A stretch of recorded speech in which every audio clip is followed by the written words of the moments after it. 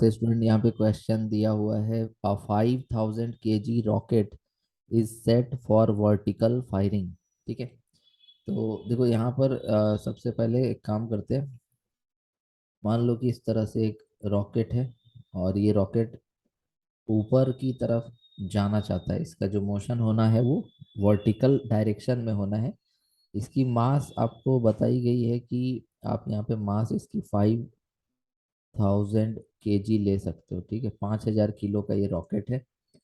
The exhaust speed, जो भी exhaust इससे बाहर आने वाला है, जो भी एग्जॉस्ट यहाँ से इस तरह से इस रॉकेट से जो भी एग्जॉस्ट बाहर आने वाला है उसकी स्पीड यहाँ पे आपको दी हुई है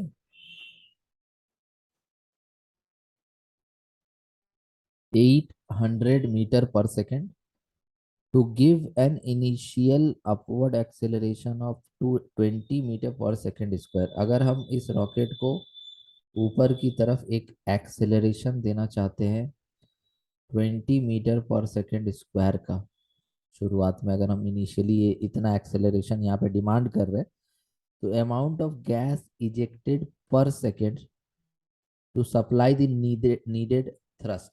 देखो यहाँ पर गैस ये निकलेगा और ये गैस जो निकलेगा ये इसको 20 मीटर पर सेकेंड स्क्वायर का एक्सेलरेशन यहाँ पे देगा। ठीक है, तो देखो जब भी किसी बॉडी को हमें एक्सेलरेशन देना होता है तो हमारे पास कुछ एक्सटर्नल फोर्स होना जरूरी होता है।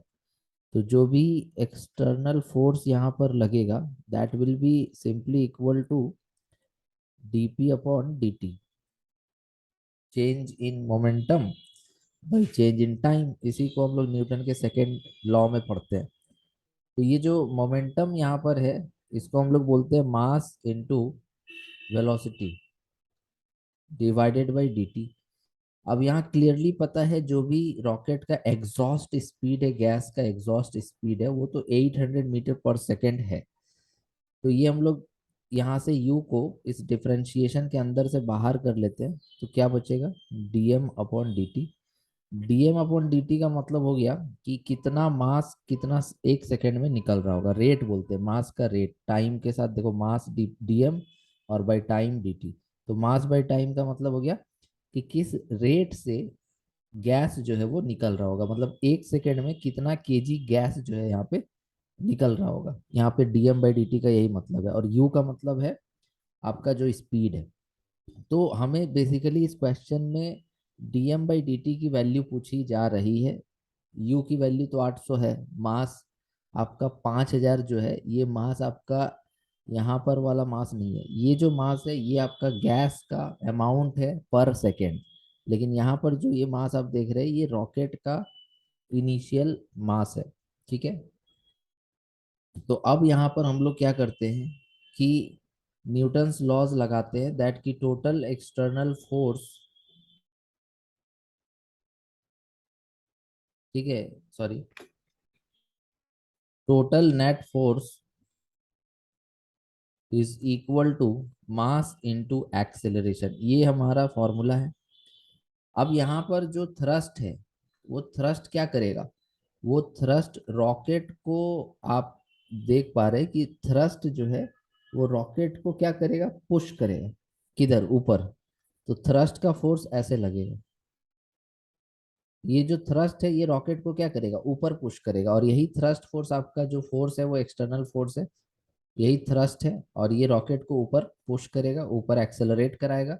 लेकिन इस रॉकेट का जो वेट है वो आपका डाउनवर्ड लग करके इसको अपोज करेगा। वेट तो डाउनवर्ड ही लगेगा, बट थ्रस्ट अगर ऊपर नहीं लगता है तो रॉकेट ऊपर कैसे जाएगा। तो जो भी आपका थ्रस्ट फोर्स है जो एक्सटर्नल के रूप में लिखा गया है, तो थ्रस्ट फोर्स माइनस वेट, ये हो जाएगा आपका रॉकेट पे लगने वाला टोटल फोर्स। क्योंकि थ्रस्ट ऊपर लगेगा जो रॉकेट को ऊपर एक्सेलरेशन देगा, mg नीचे लगेगा जो उस थ्रस्ट फोर्स को अपोज करेगा, उसका वजन, equal to mass into acceleration. अब हम यहाँ पे जो थ्रस्ट की वैल्यू है वो है u dm/dt minus mg equals to ma। तो यहाँ से आपका u इक्वल टू हो जाएगा mg, ma plus mg, mg उस तरफ चला गया तो ma प्लस mg। और u के साथ आपका dm/dt भी है। So u into dm/dt equals to ma+mg। अब यहाँ पे आप dm/dt की वैल्यू निकालना चाह रहे थे, so dm/dt is equal to m common ले लो यहाँ से, a+g अपॉन u। अब यहाँ मास कितना है हमारा, 5000। ए की वैल्यू थी 20, जी की वैल्यू यहाँ पे हम 10 लेने लेने वाले हैं, और यू की वैल्यू है 800। तो इसको हम लोग सॉल्व करते हैं। तो 50 इंटू 20 + 10 क्या हो जाएगा, 30 हो जाएगा। तो आप क्या करो, 30 इंटू 50 करो। तो 30 इंटू 50 ये आ जाएगा 1500, और फिर उसको 8 से डिवाइड कर दो। सो 187.5 kg/सेकेंड। सो आपका जो भी मास यहाँ पे इजेक्ट होगा पर सेकेंड, मतलब dm/dt, वो हो जाएगा 187.5 kg/सेकेंड। इस हिसाब से ऑप्शन नंबर बी इसका सही होगा। Thank you so much for watching.